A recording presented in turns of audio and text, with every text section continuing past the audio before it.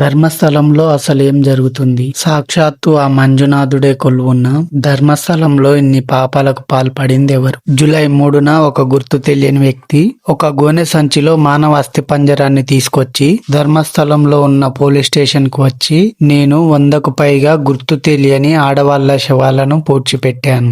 దాదాపు ఆ శవాలన్నీ 15 నుండి 35 సంవత్సరాల లోపు గల వయసు వారి అయి ఉన్నాయని ఆ వ్యక్తి పోలీసులతో చెప్పాడు. ఆ శవాలను పూడ్చిపెట్టే ముందు నేను గమనించిన విషయం ఏమిటంటే, ఆ శవాలపై లోదుస్తులు లేకుండా మరికొన్ని శవాలపై ఎవరో కొట్టినట్టు వాళ్ళ వంటిపై విపరీతమైన గాయాలుండడం గమనించాను. అంతేకాకుండా చనిపోయిన వారందరూ అత్యాచారానికి గురై ఉంటారని ఆ వ్యక్తి పోలీసులతో చెప్పాడు. మీరు గనక నాకు రక్షణ కల్పిస్తే శవాలన్నీ ఎక్కడెక్కడ పూడ్చిపెట్టానో సాక్ష్యాలతో సహా మీకు చూపిస్తానని ఆ వ్యక్తి పోలీసులతో చెప్పాడంట. అంతేకాకుండా ఆ వ్యక్తి చెప్పిన మాటలు పోలీసులు నమ్మరేమో అని తనతో పాటు ఒక మానవ అస్థిపంజరాన్ని తనతో పాటు పోలీసులకు సాక్ష్యంగా చూపించటానికి అస్థిపంజరాన్ని వెంటబెట్టుకొచ్చాడు. ఒక రోజు రాత్రి ఆ గుడి పెద్దలు నా దగ్గరికి వచ్చి నన్ను దగ్గరలో ఉన్న అడవిలోకి తీసుకెళ్లి ఒక గుంత తవ్వమని చెప్పారు. ఆ పెద్ద మనుషులు కారులో నుంచి ఒక బాలిక శవాన్ని దించి ఆ శవాన్ని పూడ్చిపెట్టమన్నారు అని ఆ వ్యక్తి పోలీసులకు చెప్పాడు. అమ్మాయి డెడ్ బాడీ చూసిన శానిటరీ వర్కర్ కి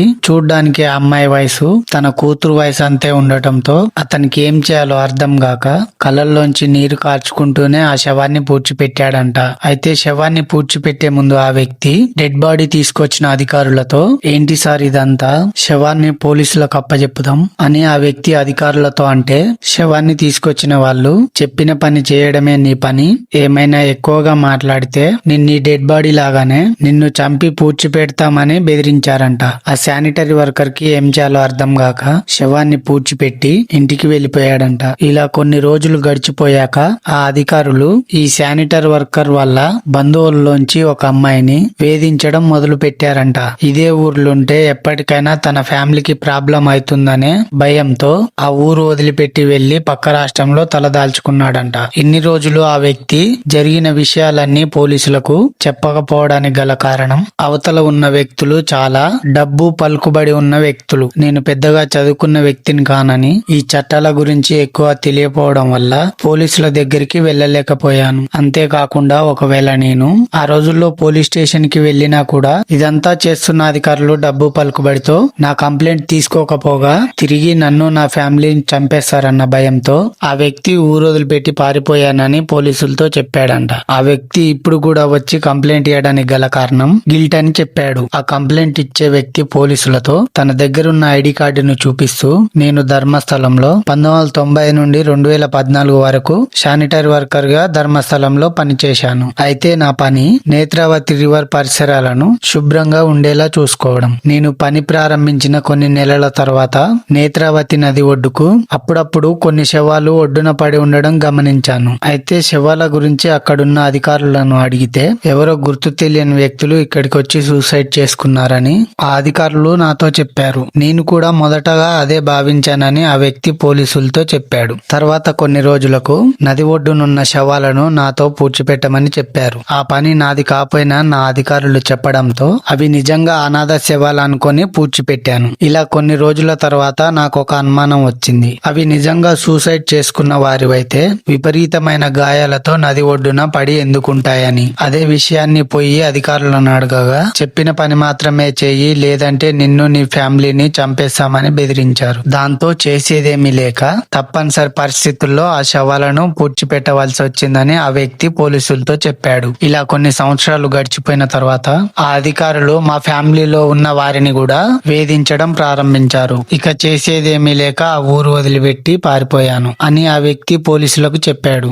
అయితే ఆ వ్యక్తి చెప్పిందంతా విన్నాక నాకు ఒక డౌట్ వచ్చింది. ఇంత జరుగుతున్నా ఏ ఒక్కరు కూడా వెళ్లి పోలీస్ కంప్లైంట్ ఎందుకు ఇవ్వట్లేదని నాకు ఆశ్చర్యం వేసింది. లేదంటే కంప్లైంట్ ఇచ్చినా కూడా పోలీసులు ఆ కంప్లైంట్ అని తీసుకోవట్లేదా? పోలీసులు మిస్సింగ్ కంప్లైంట్ ఇచ్చినా తీసుకోరని అక్కడ ఉన్న ప్రజలు చెప్తున్నారు. దానికి బెస్ట్ ఎగ్జాంపులే సౌజన్య ఇంకా అనన్య కేసు. ఈ ఇద్దరి కేసులలో ఏం జరిగిందో ఇప్పుడు తెలుసుకుందాం. మొదటిగా అనన్య కేసుకు వస్తే, అనన్య పూర్తి పేరు అనన్య భట్. అనన్య 2003లో కర్ణాటకలో ఉన్న మణిపాల్ లో MBBS చేస్తుంది. అయితే ఒక రోజు అనన్య తన ఫ్రెండ్స్ తో కలిసి ధర్మస్థలంలో ఉన్న మంజునాథుడి ఆలయాన్ని దర్శించుకోవడానికి వెళ్ళింది. దర్శనం దర్శనం పూర్తయ్యాక అనన్య ఫ్రెండ్స్ ఎక్కడికైనా బయటికి వెళ్దామని అనన్యతో అన్నారు. దానికి అనన్య మీరు వెళ్ళండి, నేను ఇక్కడే కొద్దిసేపు ఉండి తిరిగి హాస్టల్ కి వస్తానని చెప్పింది. దాంతో అనన్యని టెంపుల్ లోనే ఉంచి ఫ్రెండ్స్ బయటికి వెళ్లారు. తర్వాత 2 రోజులు అవుతున్న అనన్య హాస్టల్ కు రాకపోవడంతో హాస్టల్ వార్డెన్ అనన్య వాళ్ళ అమ్మకు కాల్ చేసి మీ కూతురు హాస్టల్లో లేదని చెప్పడంతో అనన్య వాళ్ళ అమ్మ సుజాత భట్ గారు అనన్య కాలేజ్ కి వెళ్లి వాళ్ళ ఫ్రెండ్స్ తో ఎంక్వైరీ చేస్తే మేమందరం కలిసి ధర్మస్థలం వెళ్లినప్పటి నుండే అనన్య కనిపించట్లేదని చెప్పడంతో సుజాత భట్ గారు ధర్మస్థలంలో ఉన్న మంజునాథుడి ఆలయంలోకి వెళ్లి తన కూతురు ఫోటో చూపిస్తూ అక్కడున్న వారిని అడగడం ప్రారంభించింది. అయితే ఆలయంలో ఉన్న కొంతమంది సుజాత భట్ గారితో అనన్యని ఆ టెంపుల్ అధికారులతో చూశామని చెప్పారు. ఈ విషయం తెలుసుకున్న సుజాత భట్ గారు ధర్మస్థలంలో ఉన్న పోలీస్ స్టేషన్ కు వెళ్లి మిస్సింగ్ కంప్లైంట్ ఇస్తూ ఉంటే అక్కడున్న పోలీసులు కంప్లైంట్ తీసుకోకపోగా మీ కూతురు ఎవరితోనో లేచిపోయి ఉండవచ్చని దారుణంగా మాట్లాడారంట. అయినా కూడా సుజాత భట్ గారు తన కూతురు కోసం ఎంక్వైరీ చేయడం మానలేదంట. దీంతో గొడవ పెద్దదవుతుందేమో అని సుజాత భట్ గారిని ఎవరో కొంతమంది గుర్తు తెలియని వ్యక్తులు కిడ్నాప్ చేసి విపరీతంగా కొట్టారంట. ఆమె స్పృహ తప్పి పడిపోవడంతో కిడ్నాప్ చేసిన వ్యక్తులు సుజాత భట్ గారు చనిపోయారని భావించి వదిలేసి వెళ్లిపోయారు. అయితే కొంతమంది ఆమెను హాస్పిటల్లో జాయిన్ చేయగా 3 నెలల తర్వాత కోలుకున్నారు. తను హాస్పిటల్లోంచి కోలుకున్న తన కూతురు కోసం ఎంక్వైరీ చేయడం మాత్రం మానలేదు. ఇంత జరిగిన ఏ ఒక్క పోలీస్ కూడా అనన్య వాళ్ళ అమ్మకి సాయం చేయలేదు. అంతేకాకుండా ధర్మస్థలంలో ఇలాంటి సంఘటన 2012లో జరిగింది. అదే సౌజన్య కేస్. 2012 అక్టోబర్ 9న సౌజన్య వేరే ఊర్లో చదవడం వలన వాళ్ళ ఊరు నుండి వేరే ఊరుకు జర్నీ చేస్తూ ఉంటుంది. అయితే సౌజన్య తన కాలేజ్ అయిపోయిన తర్వాత బస్ ఎక్కి వాళ్ళ ఊర్లో ఉన్న బస్ స్టాప్ లో దిగి ఇంటికి నడుచుకుంటూ వెళ్తుంది. అయితే సౌజన్య వాళ్ళ ఇంటికి ఆ బస్ స్టాప్ కి దాదాపు 2 కిలోమీటర్ల దూరం ఉంటుంది. బస్ స్టాండ్ నుండి ఇంటికి వెళ్లే దారిలో చెట్లు పొలాలు తప్ప ఇల్లు ఏమీ ఉండవు. బస్ స్టాప్ నుండి ఇంటికి వెళ్తున్న సౌజన్యకి దారిలో సౌజన్యకి వాళ్ళ మామయ్య కనిపించాడు. సౌజన్య వాళ్ళ మామయ్యకు బస్ స్టాప్ పక్కనే హోటల్ ఉంది. అక్కడే సౌజన్య కనిపించడంతో సౌజన్య వాళ్ళ మామయ్య హోటల్ కు వచ్చి ఏమైనా తినేసి వెళ్ళమని చెప్పాడంట. దానికి సౌజన్య మరొకసారి ఎప్పుడైనా వస్తానని చెప్పి ఇంటికి బయలుదేరింది. అయితే రాత్రి అయినా సౌజన్య ఇంటికి రాకపోవడంతో సౌజన్య వాళ్ళమ్మ సౌజన్య ఫ్రెండ్స్ కు కాల్ చేసి సౌజన్య వాళ్ళ ఫ్రెండ్స్ ఇంటికి ఏమైనా వెళ్ళిందేమో అని కనుక్కుందంట. కానీ సౌజన్య ఫ్రెండ్స్ సౌజన్య వాళ్ళ ఇంటికి రాలేదని చెప్పడంతో కంగారు పడిన సౌజన్య వాళ్ళమ్మ సౌజన్య వాళ్ళ నాన్నకు కాల్ చేసి జరిగిన విషయం చెప్పింది. దీంతో సౌజన్య వాళ్ళ నాన్న తన బావమర్దికి కాల్ చేసి అక్కడ ఏమైనా సౌజన్య ఉందని అడిగాడంట. దానికి సౌజన్య వాళ్ళ మామయ్య తను సాయంత్రం ఇంటికి నడుచుకుంటూ వచ్చేటప్పుడే చివరగా చూశానని చెప్పాడంట. దీంతో కంగారు పడ్డ సౌజన్య వాళ్ళ అమ్మా నాన్న చుట్టుపక్కల ఉన్న పరిసర ప్రాంతాలను వెతకడం ప్రారంభించారు. తర్వాత సౌజన్య వాళ్ళ అమ్మా నాన్న కలిసి పోలీస్ స్టేషన్ కి వెళ్లి సౌజన్య కనిపించట్లేదని మిస్సింగ్ కంప్లైంట్ ఇవ్వబోతే అమ్మాయి మిస్ అయి 24 అవర్స్ కాలేదు కాబట్టి పోలీసులు 24 అవర్స్ తర్వాత వచ్చి కేసు పెట్టమన్నారంట.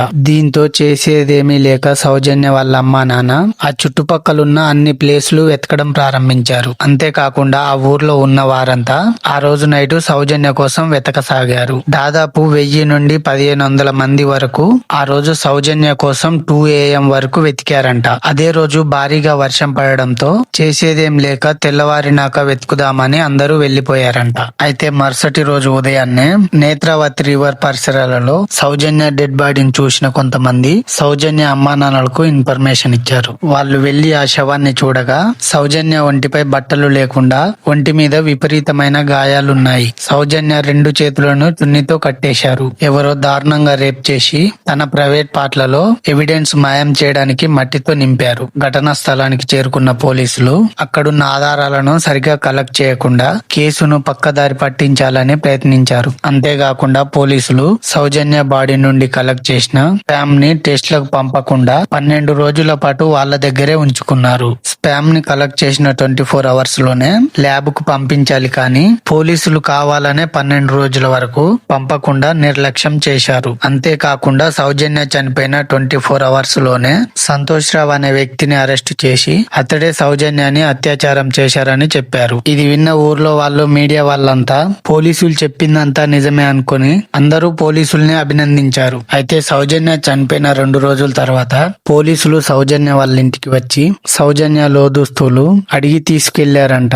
ఇవి ఎందుకని సౌజన్య వాళ్ళ పేరెంట్స్ అడిగితే పోలీసులు ఎవిడెన్స్ కోసమని చెప్పారంట. అయితే అరెస్టు చేసిన సంతోష్ రావుని కోర్టులో ప్రొడ్యూస్ చేసినప్పుడు పోలీసులు చూపెట్టిన ఆధారాలను చూసి సంతోష్ రావు నిర్దోషి అని అందరూ భావించారు. ఇంతకీ పోలీసులు చూపెట్టిన ఆధారాలు ఏమిటంటే పోలీసులు సౌజన్య వాళ్ళ పేరెంట్స్ దగ్గర తీసుకువెళ్లిన లోదుస్తువులు. అయితే కోర్టు పోలీసు వాళ్ళ మాటలు నమ్మకుండా సరైన ఆధారాలను చూపించాలని కోరింది. ఇలా కొన్ని రోజులు గడిచిపోయినాక పోలీసులు కావాలనే ఈ కేసుని పక్కదారి పట్టిస్తున్నారని కోర్టు భావించి కేసును సిబిఐకి అప్పజెప్తుంది. అయితే సిబిఐ కూడా సరైన ఆధారాలు చూపించకపోవడంతో 7 సంవత్సరాల తర్వాత సంతోష్ రావు నిర్దోషి అని విడుదల చేశారు. సంతోష్ రావు నిర్దోషి అయితే అసలు దోషి ఎవరు? పోలీసులు ఎవరిని కాపాడడానికి సాక్ష్యాలు మాయం చేశారు. ఇన్ని రోజులైనా సౌజన్య కేసులో దోషిని పట్టుకోపోవడానికి గల కారణం ఏమిటి? అయితే రీసెంట్ గా ఒక వ్యక్తి వచ్చి నేను ధర్మస్థలంలో చాలా శవాలను పూడ్చిపెట్టానని చెప్పడంతో